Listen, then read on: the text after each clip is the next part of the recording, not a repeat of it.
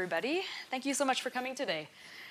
So I'm going to be discussing the art of innovation mapping, which basically is going to be covering some of the project stages, some of the things that we've learned along the way, and giving a little bit of practical advice on, if you're interested in some of the work that we're doing, but you're not really sure how you would actually get started, to just sort of dig a little bit into that. So basically, this is a sample sort of timeline. So let's say it's 15 months. Our projects range in duration. I think right now we have a couple that are more on the 9-month end of the spectrum, and then we have another one that's a 3-year project. So it can really depend. But generally speaking, what we first try to do is scope what we're going to be doing. So in this phase, we try to really dig into what the questions are that we want to answer through this project. So we try to understand as much as we possibly can about the subject, about the people involved, about the data sources that are out there that we might be able to use. We then really start to think about exploring some of these data opportunities. And the main way that we do this is through something called piloting. So basically, a pilot is just a mini project on a more specific subject that we'll choose because it looks quite interesting and promising. And then we start to really dig into that and explore whether it is feasible, whether it makes sense, whether stakeholders actually think that it's going to add value. So that's what we do in the exploration phase. If we go through and we start finding that some of these pilots are extremely promising, then we'll actually look to start scaling those up and analyzing what's coming out of them. And so by scaling, I mean sometimes we'll do some data collection for one country, and then we might scale it up to 28 countries, for example, depending on the client. Then in the last part, we actually start to get into, okay, how are we going to present this analysis that we've done? What kinds of tools are we going to be building? Although actually I have to say that putting this towards the end is maybe a little bit misleading because it's something that we should start thinking about relatively early on in the process. But I think a lot of the work to actually bring it to fruition comes at the very end. But throughout, we really want to make sure that we're engaging stakeholders. And this is a really big part of the work that we're doing. And I'm going to dig into this a little bit more in the next couple of slides. So when people hear about the type of work that we're doing, they think data science, you must immediately forget about the people, which is not true. And we try to be very careful about that because it's really essential to ensuring that our work is relevant and impactful, is understanding the people who are involved.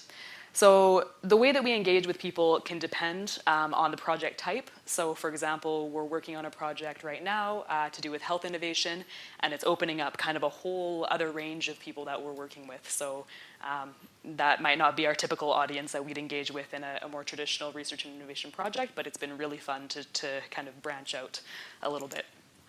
The project stage, so the type of interactions we have, say, early on in the scoping phase, might be a lot more conceptual in nature. We might, have very broad and open-ended conversations with people, whereas towards the end, it might be more about kind of testing out what we've done and seeing how people like the outputs that we've produced.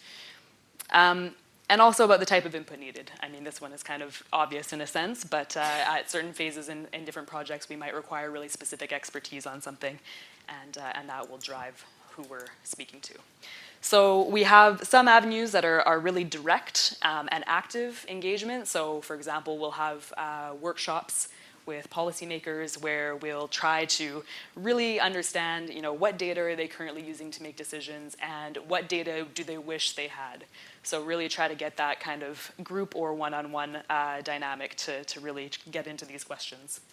But we also try to have sort of a broader, more open engagement through avenues such as blogs. So for example, we recently released a blog on the Health Innovation Project that basically was a call to anybody who wanted to get back to us and become involved. So we try to really be inclusive in the way that we're working, and we want people to reach out to us if they're interested. So I'm going to turn a little bit inward now towards our team and what we actually consist of, in a sense, because this is often a question that we get is, what kind of skills do people need to do this kind of work? What does it actually look like? So I guess at its core, we have sort of a combination of computer science, statistics, and innovation studies. So that's really the central part of what we're doing. But as we grow and as we expand and as our projects become more complex, we find that we need a lot of additional skills, or we need more depth on some of these aspects. So for example, we need more skills in data engineering and data visualization. Project management becomes more important the more complex projects you have. Qualitative methodology, so where does ethnography, for example, sit relative to the big data methods that we're using? How do we integrate interviews into our work? Stakeholder engagement, as I've already kind of gone through that. And more specialized expertise, so at which points do we need to bring experts in to advise on particular points? So just building a little bit on the skill side of things, because again, this is something that we get asked a lot about. There's always this question of, is it better to hire or train in this area? So we know that hiring in the data science world can be a little bit tricky sometimes. These are in-demand skills, so they can be quite hard to find. But the advantage is that they can be, people can kind of get off the ground very quickly once they are hired, if they already have those skills coming into this kind of role. There's also a lot of opportunities for self-teaching. So there's tons of online courses available that you can just go and sign up for. But maybe the downside there is that it can be a bit lonely, and sometimes the relevance of some of these courses might not be directly applicable to the type of work that you're doing. And I know that a little bit from experience, trying to kind of go that route myself, and I found it a bit challenging. It can also be inexpensive or free, and it's very flexible, so that's a definite positive for that approach.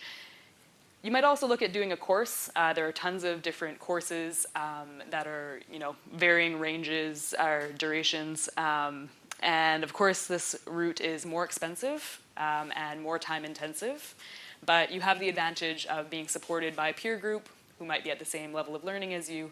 And you also have the advantage of deadlines, which if you're working in a full-time job and you always have other things that might be more pressing or seemingly so, deadlines can actually be a bit of a blessing in disguise. So this is my last slide, and it's basically just to say that, what is the daily life in innovation mapping, and what are some of the main takeaways and lessons from this kind of work?